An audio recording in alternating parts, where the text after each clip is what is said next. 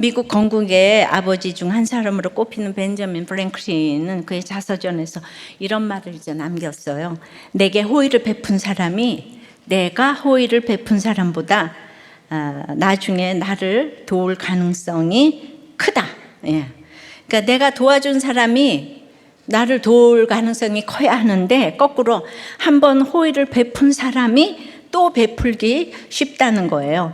이것을 벤 프랭클린 효과라고 하는데요. 심리학자들이 여러 차례 실험을 했는데 실제로 이제 그런 경향이 있다고 합니다. 그렇다면 어떤 생각이 드세요?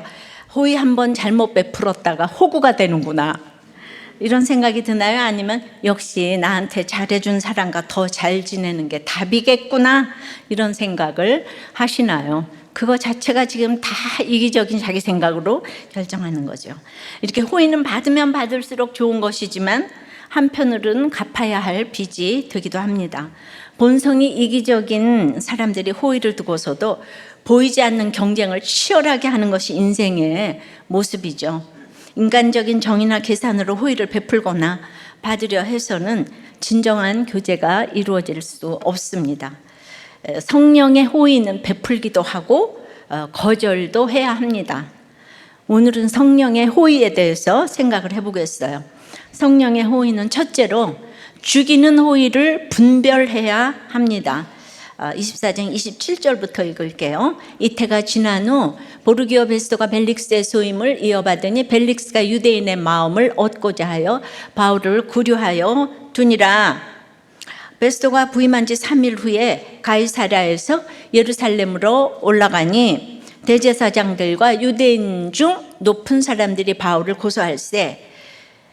벨릭스가 이제 바울에 대한 판결을 미루고 헤롯궁에 구류한 이유는 오늘 이렇게 유대인의 마음을 얻고자 함이라고 해요. 여기서 이 마음을 얻고자 하여를 이 원어로 보면 카리스예요. 이것이 호의를 베풀고자 하였는데요. 이 카리스가 하나님께 쓰이면 은혜가 되고 사람에게 쓰이면 이제 호의가 됩니다. 그러니까 이게 참 어려운 거예요. 분별하기가. 우리가 호의를 너무 좋아하거든요. 너무 호의가 은혜 같아요. 그래서 너무 은혜예요 이러잖아요. 나한테 잘해주면. 벨릭스는 왜 호의를 베풀기 원했을까요? 벨릭스는 갇힌 바울에게 사람 만날 자유를 주고는 돈 받을 일을 기대했죠. 그리고 바울을 죽이려는 유대인들에게는 마음을 얻고 싶었어요.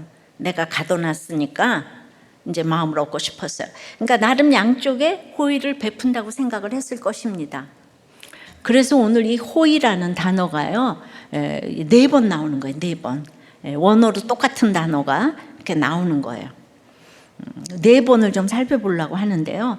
벨릭스는 결국 유대인의 마음을 얻고자 한 것 같지만 결국 유혈 폭동이 일어나고 유대인들을 잔인하게 죽인 것이 알려져서 로마로 소환을 당해서 이제 불법을 행한 것도 다 드러나고 해가지고 사형 언도를 받았죠.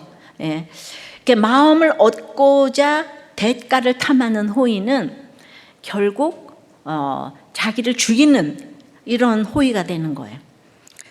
사람은 믿음의 대상이 아니에요. 그래서 이제 12대 총독 베스토가 부임을 하는데 이 사람은 벨릭스와는 다른 아주 굉장히 성실하고 유능하고 행정가이고 아주 정치가였던 것 같아요. 그래서 가이사랴에 부임한 지 사흘 만에 그러니까 로마에서 거기로 오려면 얼마나 멀어요. 배 타고. 예. 그런데 사흘 만에 성실 강박이 있지 않나 싶을 정도로 초고속으로 인수인계를 끝내고 유대의 문화적 중심인 예루살렘을 방문했어요. 예. 그러니까 총독으로서 백성의 마음을 사려면 이 가장 중심지 예루살렘을 방문해야 되겠다. 이 사람 중요한 게 뭔지 알아요. 이제 거기서 대제사장 및 높은 사람들과 이제 면담을 하는 거예요. 그러니까 신임 총독으로서 큰 호의를 지금 베풀고 있는 것이죠. 근데 오늘 여기 유대인 대제사장들이라고 복수로 표현이 됐는데요. 워낙 유대는 우리가 구약 성경에 봐도 대제사장은 한 명이어야 되고 죽으면 직계 자손에게 계승되는 이게 굉장히 거룩한 직분인데요. 로마가 마음대로 돈 받고 매간매직을 하고 하니까 우리가 2년 전에만 해도 그 입을 치라 아나니아 대제사장 기억나죠? 그 사람이 이스마엘 대제사장으로 바뀌어 있는 거예요. 그러니까 대제사장 들인 거예요. 들. 그리고 높은 사람은 사내들인 공회를 말하니까 지금 입법, 사법, 종교가 똘똘 뭉쳐가지고 어용이 되었고 이제 그들의 판결은 이미 공정과는 거리가 먼 사람들이었죠. 그러니까 그런 그들이 베스도를 만나자마자 한 가지 청을 합니다. 3절이에요. 베스도의 호의로 바울을 예루살렘으로 옮기기를 청하니 이는 길에 매복하였다가 그를 죽이고자 함이더라. 바울이 가이사랴로 오기 전 그 40명의 암살단이 먹지도 마시지도 않고 매복해가지고 바울을 죽이려고 결단한 거 기억나시죠? 기억나십니까? 예. 그러니까 이제 벨릭스 총독이 떠났잖아요. 바울을 알던. 이제 처음 온 베스도 총독님은 뭘 알겠어요. 근데 이 사람이 또 훌륭하기까지 해요. 그러니까 이 베스도의 호의로 바울을 예루살렘으로 옮겨주시기를 청합니다 하는 거예요. 왜냐하면 이제 바울은 죄가 없으니까 이 재판으로 죽일 수는 없어요. 그러니까 길에서 매복해서 죽이겠다고 계속 2년 전에 하던 짓거리를 그대로 하는 거예요. 지금 총독이 바뀌었잖아요. 또 대제사장도 바뀌었잖아요. 그러니까 환경이 다 바뀌었어요. 근데 뭐가 안 바뀌었죠? 그들의 마음이 하나도 안 바뀌었어요. 2년 전과 똑같아요. 그 대단한 대제사장들과 높으신 사내들인 공회원님들은 2년의 세월 동안 헤아릴 수 없을 정도로 많은 제사를, 즉 예배를 드렸겠지요. 예배 전문가인 그들은 자기들의 이익 때문에 날마다 회의를 하겠죠. 근데 만장일치로 그 전문성으로 바울을 매복해서 지금 죽이고자 하는 거예요. 그러니까 세상이 변하고 환경이 다 변했는데 내가 변하지 않으면 내가 하는 짓은 뭔가 하면 오늘 이렇게 살인이에요. 학벌과 모든 것을 가지고 이 살인을 생각해요. 그래서 내가 너무 안 변하니까 나를 변화시키기 위해서 하나님께서는 변하지 않는 환경, 변하지 않는 남편, 변하지 않는 자녀, 변하지 않는 이 모든 환경을 우리한테 이제 하는 것은 이제 그 변하지 않는 모든 식구들을 두신 것이 내가 변하지 않기 때문에. 근데 내가 변하지 않고 있는데 이 호의가 베풀어지면 어떻게 됩니까? 변하지 않는 내가 하는 것은 살인 의지밖에 없는 거예요. 이 유대인 지도자들이 머리가 너무 좋아서 이미 벤 프랑클린 효과를 알았던 것 같아요.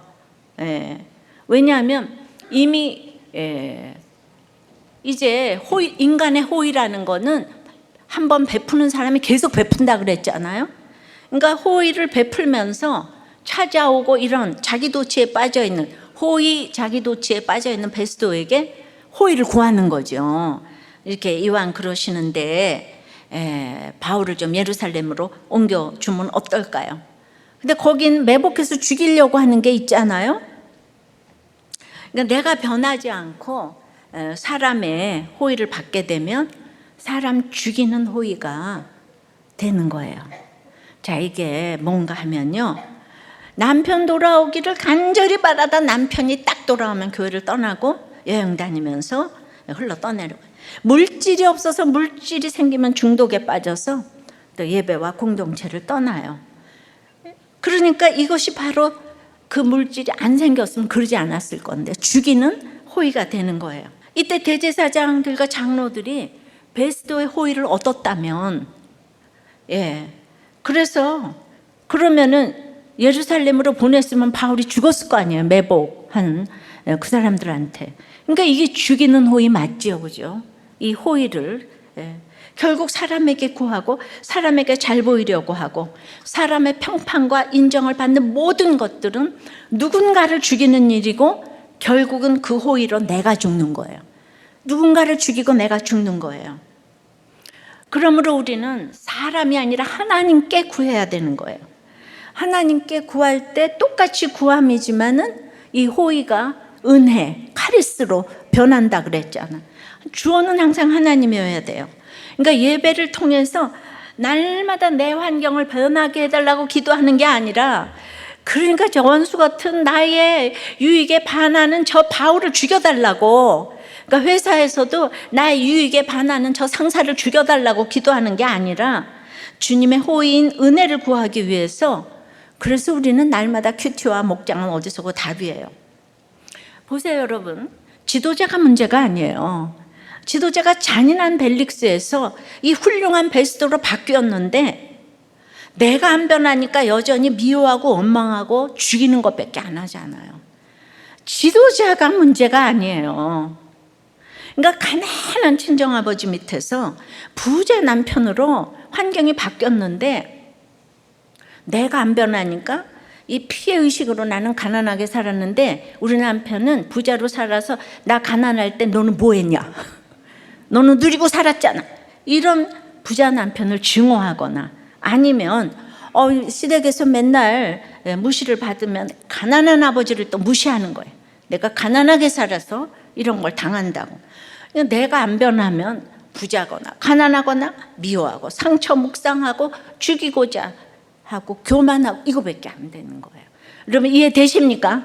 그러므로 아이들을 신결혼을 시켜야 되고 믿음으로 어렸을 때부터 해석할 수 있는 이 능력을 주지 않으면 부자거나 가난하거나 하는 일은 원망, 교만, 그냥 이런 미워함, 그리고 그냥 죽이고자 하는 거예요. 유대인 대제사장들처럼 그 높은 사내들인 공회원의 인생의 목표는 바울 죽이는 거예요.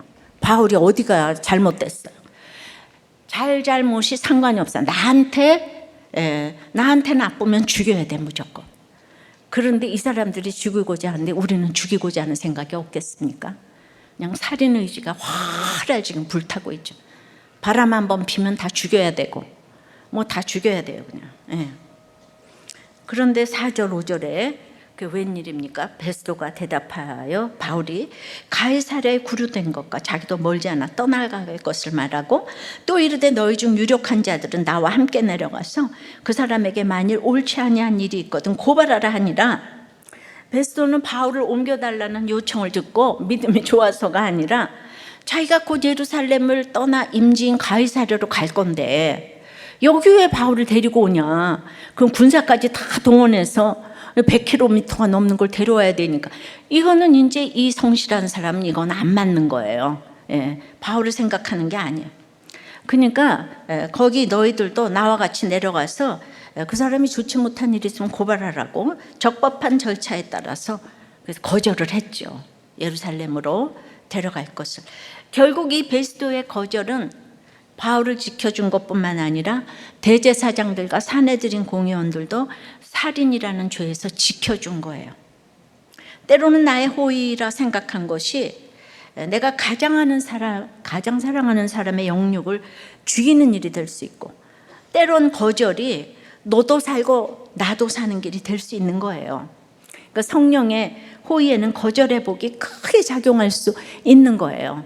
근데 우리나라는 뭐 그냥 집안 식구들이 하는데 다 도와야 되지 않냐 그래가지고 뭐가 투자하는데 온 집안 식구가 돈을 돕고 막 이러는데, 우리 목장에서 물어보잖아요. 절대로 그거 하시면 안 된다. 그러니까 이게 가만 오늘 말씀이 뭔가 이거에 대해서 하나님은 늘 축복을 하세요. 그러니까 이제 어떤 집사님이 이제 불륜을 행하다가 이 불륜남이 이 집사님 너무 사랑해서 교회에 오게 됐다고요. 근데 와서 듣다 보니까 이 불륜은 끊어낼 수 있었는데 계속 가끔 연락을 해서 이 남자를 구원해야 되지 않겠는가, 교회에 오게 해야 되지 않겠는가 고민을 하는 거예요. 근데 이런 호의가 그 사람도 나도 죽이는 거예요. 아셨어요? 그러니까 이제 이게 헷갈리시는데 복음은 그렇게 값싼 싸구려가 아니에요.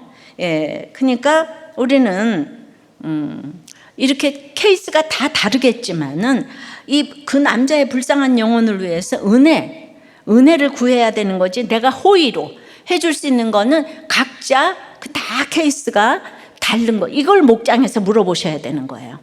그러니까 그때마다 우리 잘 모르겠으니까 목장에서 물어보시길 바랍니다. 적용 질문이에요. 나는 호의를 베푸는 사람입니까? 받는 사람입니까? 거절해서 살린 경험이 있습니까? 지금 내가 거절해야 될 것은 무엇입니까? 수없이 예배를 드려도 유대인들처럼 변하지 않는 내 미움, 교만, 이 상처는 무엇입니까?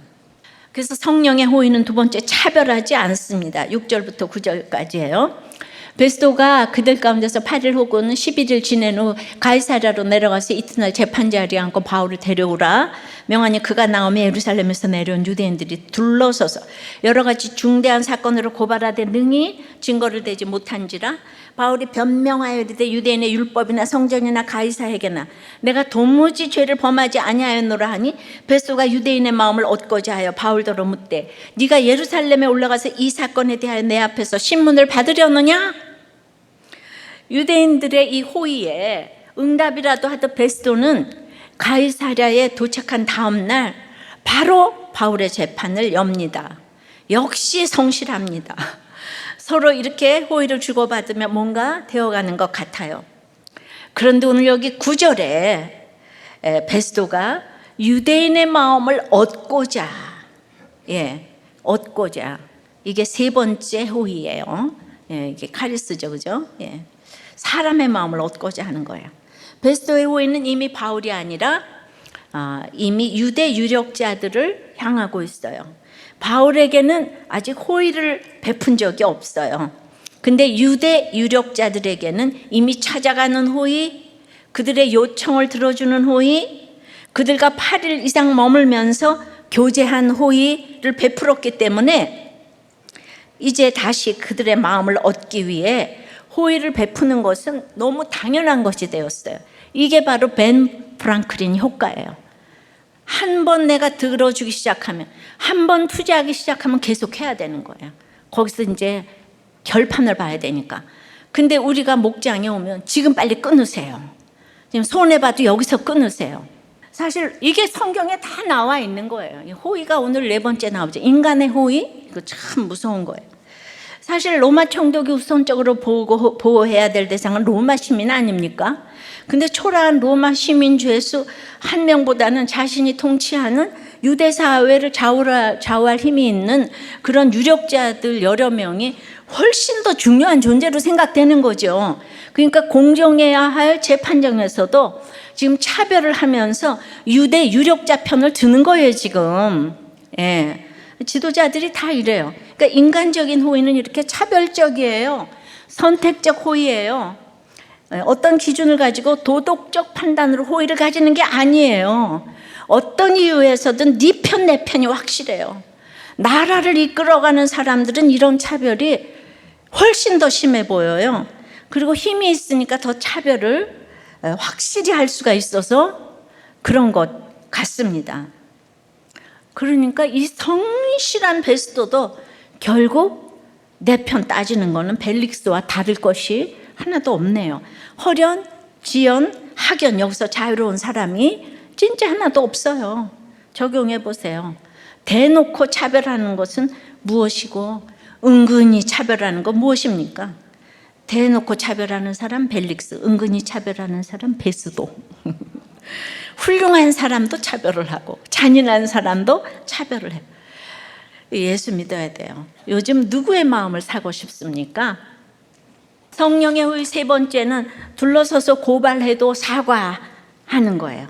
다시 7절로 가봅시다. 그가 나오매 예루살렘에서 내려온 유대인들이 둘러서서 바울이 이제 거기로 나오니까 이제 재판정 나오니까 예루살렘에서 내려온 유대인들이 둘러서서 여러 가지 중대한 사건으로 고발하되 능히 증거를 대지 못한지라 그 대단한 사람들이 죄인의 모습으로 나온 바울을 쫙 둘러서서 이제 이 사람들은 베스도가 모른다고 생각하니까 소동 문제, 이단 문제, 성전 더럽힘 문제 너무 설명해서 아시죠? 그 부르다가 죽을 그 문제로 또 고발을 했어요. 그런데 여기 끝에 능히 증거를 대지 못한지라. 여기서 능리라는 원어의 뜻이 능력이 있다, 강하다, 큰 힘이 있다, 이런 뜻이에요. 이게 무슨 말입니까? 아무리 모든 것이 나를 둘러싸도 나를 해할 능력이 없다는 거예요. 우리 이거 알아야 합니다. 눈앞에 천만인이 나를 둘러싸고 진칠지라도 그것이 나를, 내 영혼을 해할 능력이 없음을 알아야 합니다. 지금 문자적으로도 다윗의 모든 사건은 당장은 베스도에게, 그리고 가이사에게만 지금 그 결정권이 있잖아요. 왜냐하면 바울은 로마 시민이기 때문이잖아요. 로마 시민인데도 그 권을 안 썼잖아요, 지금까지. 마찬가지로 주변에서 보기에 나를 둘러싸고 있는 사건이, 이 환경이 너무 중대해 보일 수가 있죠. 뭐 실직이나 뭐 암이나 뭐 이혼 가출, 너무 중대해 보일 수 있지만 사실 그런 것들은 그렇게 크지 않아요. 실제로 나를 해할 어떤 증거도 가지지 못해요. 능력이 없어요. 지금 뭐 식구들하고 불화가 일어났어요. 뭐 실직 문제가 아니에요. 이걸 알아야 되는 거예요. 어떻게 알 수 있나요? 8절 보십시다. 바울이 변명하여 이르되 유대인의 율법이나 성전이나 가이사에게나 내가 도무지 죄를 범하지 아니하였노라 하니, 있는 그대로 말하는 거예요. 이 8절의 변명은 기억나실지 모르겠지만 아폴로게오마이, 사과, 기억나시죠? 그러니까 막 변명하고 변호하면서 내가 잘났다고 논리적으로 치열하게 나는 죄가 없다, 이게 아니라 한결같이 사과에서 시작하는 낮은 자세로 늘 사과하는 걸 말해요. 나를 둘러싸고 있는 그 사람들에게 그저 있는 대로 말하다 보면 그게 하루아침에 이렇게 있는데 그대로 말하는 게 아니에요.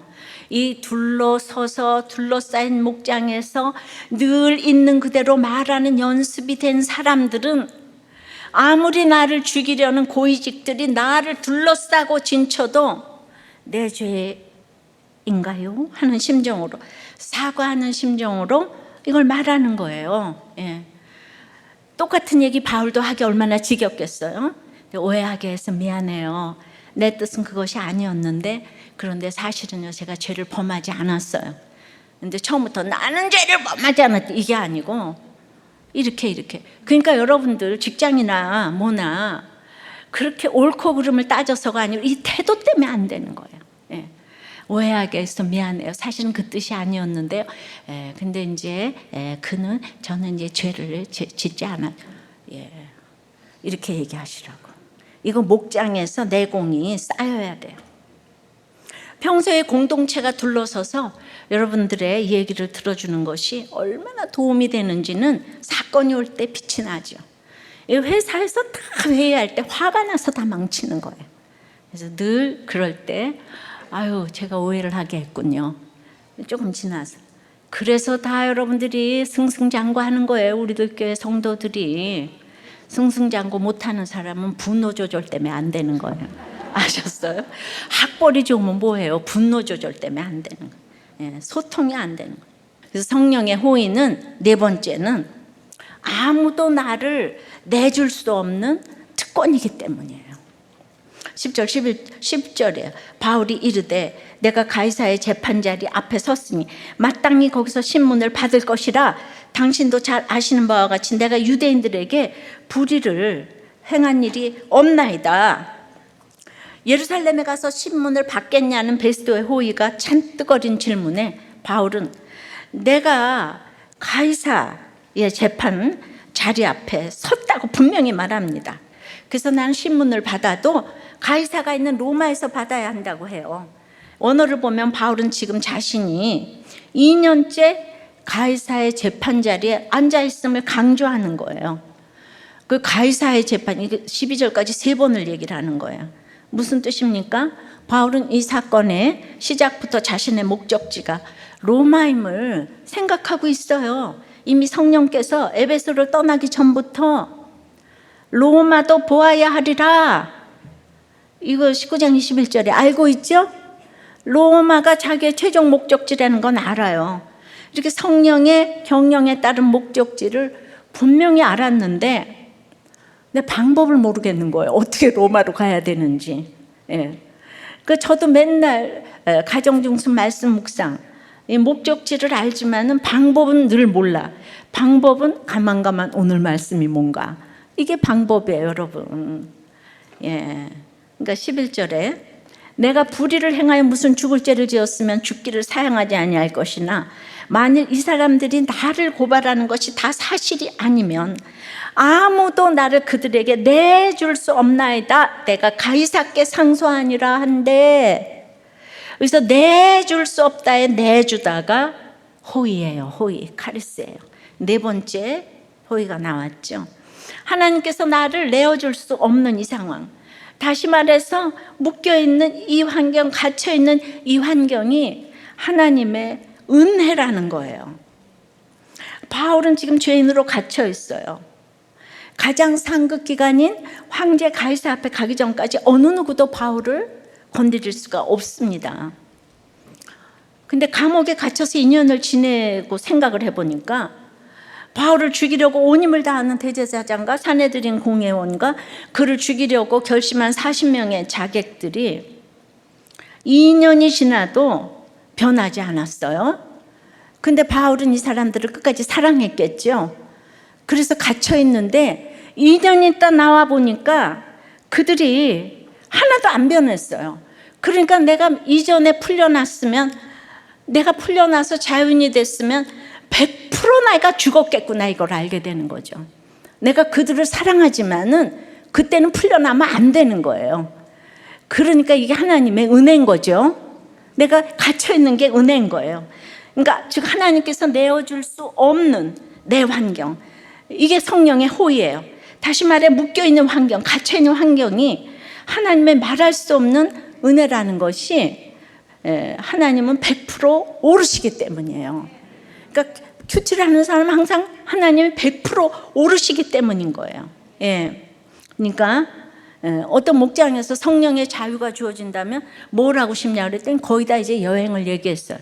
그런데 이제 한 목장에서는 어떤 집사님이 남편과 함께 여행을 가겠다고 그러니까 다들 남편과 함께요? 그러면 다 경악 금치 못했다는 거예요. 그리고 듣는 남편 집사도 너무 싫어하더래요. 그러니까 보세요. 예, 당장 여행이 아니라 집 밖 카페도 자유롭게 나가지 못하는 이유가 학교 다녀오면 첫째 밥 먹이고 학원 보내고, 둘째 어린이집에서 데려와야 되고, 셋째는 내 등에 늘 엎혀있기 때문에 다 묶여있잖아요. 아무도 그 집사님을 문자적으로 내어줄 수가 없는 거예요. 내어줄 수가. 그러니까 시간이 없고 돈이 없고 몸이 아프고 이게 묶여있는 환경들이 많아요. 근데 아무도 나를 그들에게 내어줄 수 없는 이 환경은, 근데 나를 지금 가이사에게로 이끄는, 바울이 갇혀 있었잖아. 가이사에게로, 황제에게로 인도하는 성령의 호의, 하나님의 용서이며 은혜라는 거예요. 카리스에는 자비, 용서, 은혜 이런 뜻이 다 있어요. 예, 제가 용서를 생각했어요. 카리스에는 용서라는 뜻이 있어요. 이 세상의 호의는 무서운 거예요. 결혼도 직장도 공짜의 호의는 없어요. 이 세상에 공짜는 하나도 없어요. 다들 이해타산을 무섭게 숨겨두고 발톱을 감추고 다 호의를 베풀어요. 예. 그러니까 그거 다 뺏기는 거예요. 한 사람도 이해타산 없이 덤비는 사람 아무도 없어요. 그러니까 믿음이 없는 사람의 말은 믿으면 안 되는 거예요. 사람은 착해요. 착하지 않아요. 100% 죄인이에요. 그러나 우리에게 주신 성령의 호의, 하나님의 은혜는 빼앗길 수가 없는 거예요. 우리 청년들이 지금 아무도 이혼을 안 한 거는 바로 이래요. 청년들이 잘난 게 뭐가 있어요? 근데 은혜가 있는 거죠. 우리는 마땅히 죽어야 할 죄인이기 때문에 사단은 끊임없이 하나님께 우리의 영혼을 요구합니다. 그때 우리 주님은 어떻게 대답하십니까? 바울이 오늘 내가 죽을 죄를 지었으면 내가 죽겠다 그러잖아요. 그러나 하나님은 내 아들이 십자가에 대신 죽었으니까 어느 누구에게도 너를 내어줄 수 없다고 대답하시겠죠? 이게 성령의 호의입니다. 생각해 보세요. 돈이 아무리 많은 부자가 바울을 정말 자유롭게 해준다고 한들 그렇게 배를 빌려서 로마까지 갈 수 있어요? 어림도 없어요. 유대인 여기 다 죽이려고 하는데. 그러니까 최고의 군사를 붙여서 삼엄하게 경비를 세워서 로마까지 가게 할 수 있는 건 이 땅에서 로마 황제밖에 없는 거예요. 그 길을 지금 인도하니까 최고의 길이 가이사에게 상소하는 것이고, 그리고 이제 그 말을 할 때가 온 것을 안 것이에요. 그 말을 할 수 있도록 로마 시민권이 있었고 그걸 이제 쓰는 거죠. 그때는 또 네로가 선정을 할 때였다고 하더라고요. 예. 저 또한 갇혀있던 13년이 성령의 호의였죠. 예. 저야말로 자유를 주었더라면 아주 100% 이혼하고 자유부인이 돼서 삶을 살았을 거예요. 그러나 갇혀 있었던 것이 죄임이에요. 이게 성령의 호의였고, 갇혀 있었던 것이 얼마나 하나님의 용서였는지 몰라요. 은혜였어요. 예. 저를 용서하시기 위해서 그 시간이 필요했어요. 인간의 악한 호의로 인해서 여러분들이 당한 게 다 많아요. 그죠? 속았어요. 예. 그렇기 때문에 성령의 호의인 은혜를 사모하게 된 줄을 믿습니다. 인간의 호의도 그렇게 쓰이는 거예요. 오늘 서로 인간들이 서로 그냥 계산하면서 4번이나 지금 호의가 나왔는데, 이 호의로 우리는 성령의 호의, 은혜로 용서받고 용서하면서 그렇게 성령의 호의로 나가게 된 줄 믿습니다. 나를 갇히게 하는 것이 얼마나 갇히게 한 것이 얼마나 사단에게 내어주시지 않은 성령의 호의고, 그것이 하나님의 용서이고 은혜인 줄 모르겠어요. 그래서 내가 지금 여기 있습니다. 여러분들의 갇힌 것이 하나님의 용서예요. 아셨어요? 그래서 이 자리에 와서 있는 거예요. 내가 뭐가 잘나서 하나님이 이렇게 알 수가 있겠습니까? 적용해 보세요. 갇혀있는 자리가 가이사 황제보다 더 큰 주님에게로 인도되는 길인 것이 믿어지십니까? 여러분들의 지금 갇힘이 하나님의 은혜고 용서고 호인 것이 믿어지십니까? 가장 급할 때 쓸 수 있는 로마 시민권은 무엇이 있을까요? 다 없다 그러겠죠. 뭐 그래도 있는 사람 몇 명 있는지 한번.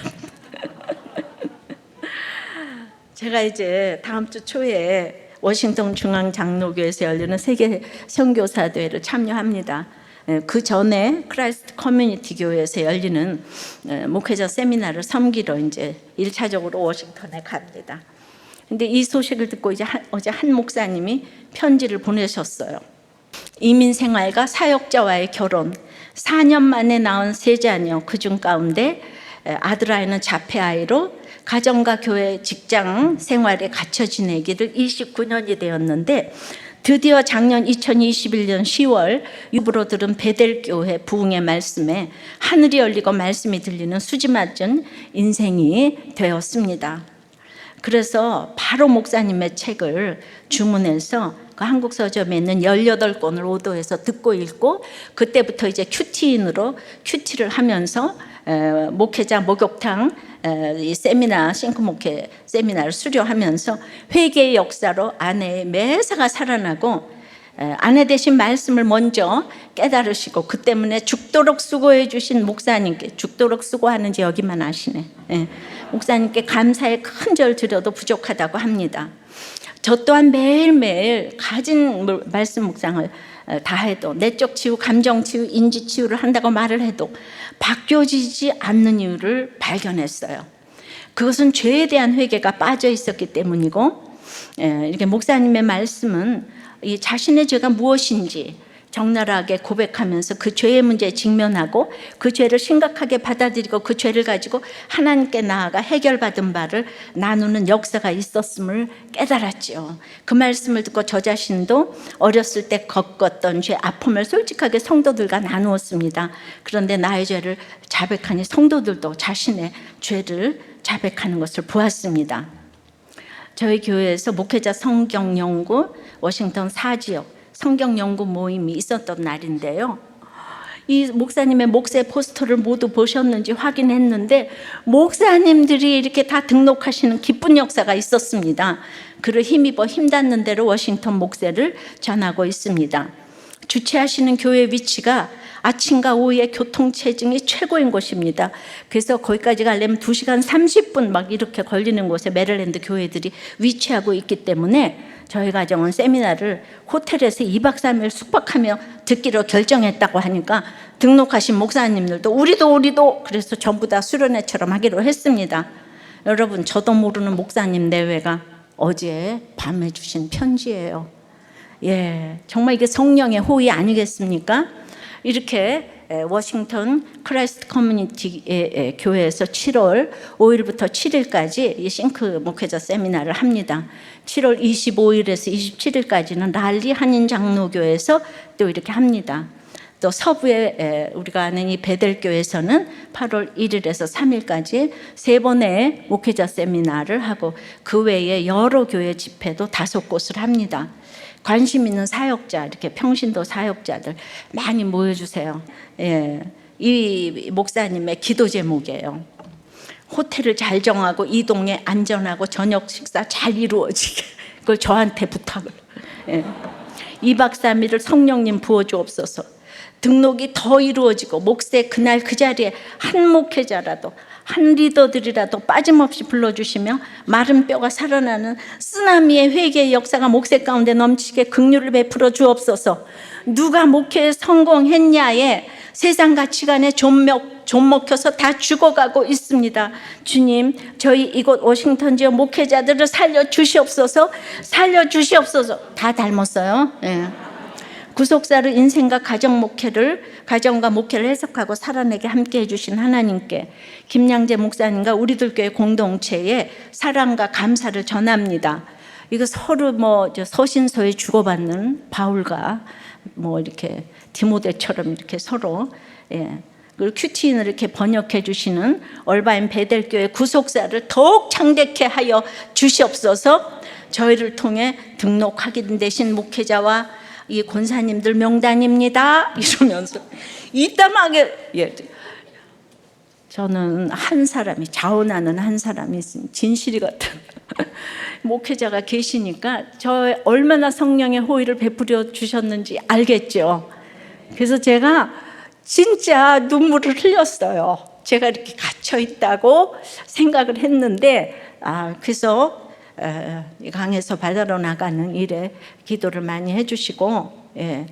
전 다들 목사님은 이렇게 날마다 우세요 그러는데, 제가 일주일 동안 이렇게 갇혀 있다가 보면 아무것도 안 해도 교회만 오면 그냥 너무 눈물이 나는 거예요. 내가 갇혀 있어. 하나님의 용서를 제가 경험을 하니까. 갇혀 있는 게 용서잖아요. 오면은 그 사죄함의 은총이 저절로 있어가지고, 누가 여러분이 저처럼 갇혀 있겠습니까? 제가 수없이 많이 아팠어도 주일날은 멀쩡하게 나오는 거예요. 그러니까 하나님은 주일을 위해서 나를 일주일 동안 죽이시는 것 같아요. 내가 하도 살아가지고, 여러 가지 이렇게 살아있는 게 많아가지고. 그래서 이렇게 말씀이 제 말씀 아닌 게 하나도 없다는 생각을 이렇게 하게 됩니다. 말씀을 맺어요. 성령의 호의는 죽이는 호의를 분별해야 합니다. 차별하지 않아야 합니다. 둘러서서 고발해도 우리는 사과를 해야 돼요.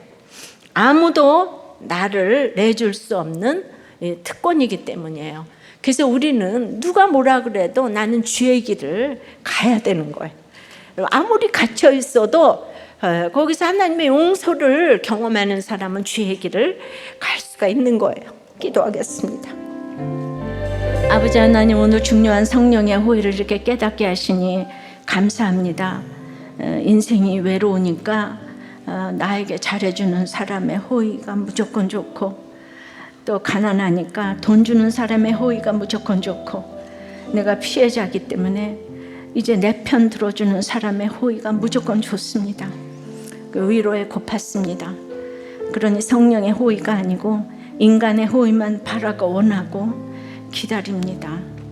그래서 돈과 사랑과 원하는 것들이 오니 다들 예배를 등한시하고 이제 죽이는 호의가 돼서 너도 죽고 나도 죽고 하는 일들이 오게 됩니다. 물질이 오니 게임과 중독에 빠져서 죽이는 호의가 되어 원망과 미움과 살인을 하고 있습니다. 주님, 오늘 우리의 해결책은 갇힌 환경이라고 하십니다. 바울도 갇힌 환경이 되기 전에는 그 갇힌 환경이 로마로 갈 길이라는 것을 몰랐습니다. 그 갇힌 환경에서 자기가 얼마나 하나님의 용서를 받고 있는 것이라는 것을 깨닫게 되며 담대하게 나는 가이사에게 상소를 하겠노라고 말하는 이 바울을 보면서 저의 죄도 다시 보게 되었습니다. 주님이 저를 그때나 이때나 가둬놓으시기 때문에 날마다 얼마나 저를 용서하시는 하나님의 사랑인지를 깨달으며 그것 때문에 이제 날마다 교회에 와서 당연히 회개의 눈물이 쏟아지게 하시는 그 성령의 호의를 늘 이렇게 경험하게 하십니다. 저는 그렇게 선한 사람이 못 됩니다. 이렇게 앉아서 남을 위해서 성경을 볼 사람이 아니에요. 그런데 정말 성령의 호의로 이 모든 일들이 이루어지게 하심을 생각하며 가장 큰 것은 늘 내 죄를 보며 이것이 하나님의 용서라는 것, 이 세상이 너무 짧은데 여러분도 하나님 존전의 소리가 배울 때 우리가 이 땅에서 잘 살고 이런 것들이 무슨 소용이 있겠습니까? 하나님 존전 앞에서 눈을 떠야 하는데, 그러니 이것이 내가 갇혀있는 것이 내가 얼마나 용서를 받는 길이라는 것을 알게 하여 주시옵소서. 원망과 미움과 살인을 그치게 도와 주시옵소서. 상처가 멈춰지게 도와 주시옵소서. 나도 죽고 남도 죽이는 아버지 하나님, 그런 인간의 호의를 분별하게 도와 주시옵소서. 저희들이 늘 기도했던 것들이 이렇게 미국에서 이루어졌다고 하오니 한국에도 그런 일을 할 수 있는 한 사람을 허락하여 주시옵소서. 이제 정말 그 미국에서 시작되는 일정, 처음 시작되는 이 일정에 주님 성령의 호의를 베풀어 주시옵소서. 저는 아무것도 할 수 없사오니 주여 성령의 호의를 베풀어 주시옵시고 인간의 호의를 거절할 수 있도록 지혜를 허락하여 주시옵소서. 예수 그리스도 이름으로 기도드리옵나이다. 아멘.